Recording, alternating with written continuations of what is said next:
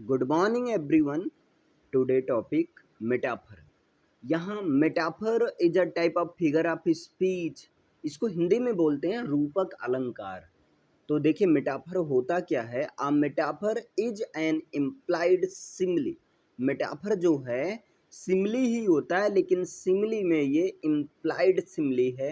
Here words like as और words like and as are not used. बस difference यही होता है कि यहाँ पर विदाउट लाइक या एज की हेल्प के बिना ही कंपेयर किया जाता है, कंपैरिजन होता है।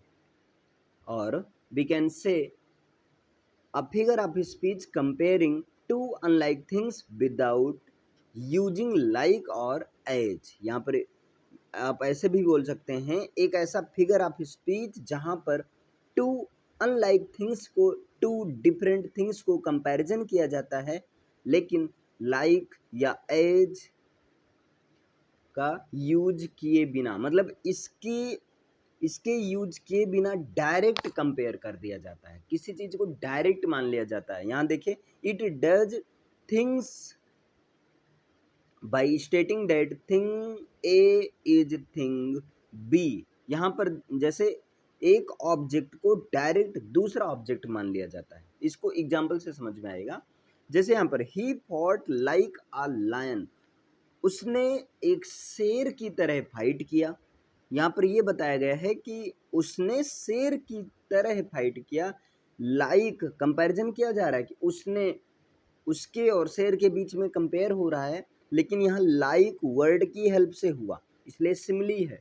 लेकिन यहाँ पर अगर इसको डायरेक्ट बोल दिया जाए, he was a lion in fight, वो फाइट में एक शेर था। अब वो सचमुच तो शेर नहीं हो जाएगा, लेकिन इसको यहाँ डायरेक्ट मान लिया गया है। जबकि यहाँ भी वही सेंस निकल रहा है कि वो फाइट में एक शेर था। इसका मतलब उसने फाइट में एक शेर की तरह बहादुरी से मतलब फाइट किया, ये चीज। लेकिन यहाँ डायरेक्ट कंपेयर कर दिया गया without word, without using the word like और as. So he was a lion in fight, ये क्या है आपका सिमिली नहीं बल्कि मेटाफर फिगर ऑफ स्पीच है। अदर एग्जाम्पल भी आप देख सकते हैं। लाइफ इज अ ड्रीम, जीवन एक स्वप्न है ना। तो लाइफ और ड्रीम के बीच कंपैरिजन हुआ है, लेकिन यहाँ डायरेक्ट हो गया है thing A is thing B. यहाँ पर लाइफ को ड्रीम मान लिया गया है ना। हर चीक्स वर रोजेज, मतलब उसके जो चीक्स हैं वो रोजेज थे। The camel is the ship of the desert, जो कैमल होता है वो डेजर्ट का सिप होता है।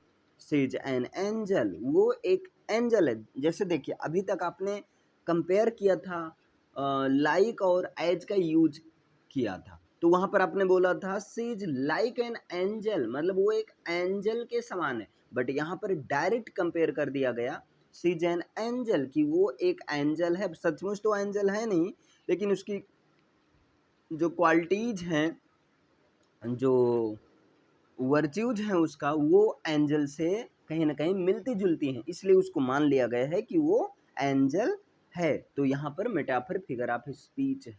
तो आई होप ये क्लियर। देखिए एक एक मेटाफर, सॉरी एक एक फिगर ऑफ स्पीच को कंप्लीट किया जा रहा है। इसके पहले सिमिली कवर किया गया, अब सिमिली का जो है एक तरह से इम्प्लाइड सिमिली है, मेटाफर को कवर कर लिया गया।